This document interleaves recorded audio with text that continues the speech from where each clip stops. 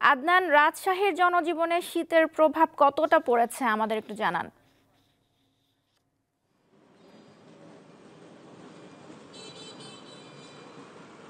হ্যাঁ নওশীন, উত্তরে হিমেল হাওয়ার কারণে রাজশাহীতে বইছে মৃদু শৈত্যপ্রবাহ।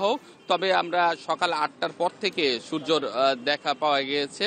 আমি কিছুক্ষণ আগে কথা বলেছিলাম রাজশাহী আবহাওয়া অফিসের কর্মকর্তা রইদুল ইসলামের সঙ্গে। তিনি জানিয়েছেন আজ রাজশাহীর সর্বনিম্ন তাপমাত্রা রেকর্ড করা হয়েছে 9.3 ডিগ্রি সেলসিয়াস, যা এ মৌসুমের সর্বনিম্ন তাপমাত্রা হিসেবে রেকর্ড করেছে রাজশাহী আবহাওয়া অফিস।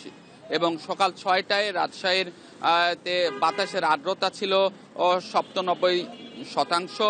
এবং গতকাল শনিবার রাজশাহীর সর্বনিম্ন তাপমাত্রা রেকর্ড করা হয়েছিল 11.0 ডিগ্রি সেলসিয়াস এবং সর্বোচ্চ যে তাপমাত্রা রয়েছে ছিল 24.6 ডিগ্রি সেলসিয়াস। এবং গত পরশু রাজশাহীর সর্বনিম্ন তাপমাত্রা রেকর্ড করা হয়েছিল 11.4 ডিগ্রি সেলসিয়াস এবং সর্বোচ্চ যে তাপমাত্রা সেটি 21.2 ডিগ্রি সেলসিয়াস রেকর্ড করেছিল রাজশাহী আবহাওয়া অফিস।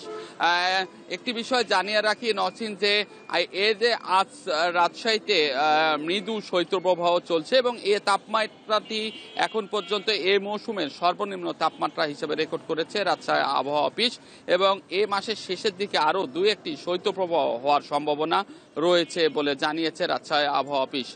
আর এদিকে তীব্র শীতের কারণে ছিন্নমূল বস্তিবাসী এবং খেটে খাওয়া যে সকল মানুষ রয়েছে তারা বিপাকে পড়েছেন। এবং রাজশাহী জেলা প্রশাসনের পক্ষ থেকেও আমরা দেখেছি যে বিভিন্ন উপজেলা রয়েছে, যে উপজেলাগুলোতেও শীত বস্ত্র বিতরণ করা হয়েছে। এছাড়াও বিভিন্ন রাজনৈতিক দলের পক্ষ থেকেও শীতার্ত মানুষের পাশে দাঁড়িয়েছেন এবং শীত বস্ত্র বিতরণ করেছেন। আসলে এই ছিল আমার কাছে রাজশাহী থেকে শীতের সর্বশেষ খবর। ইউসুফ, আপনাকে ধন্যবাদ।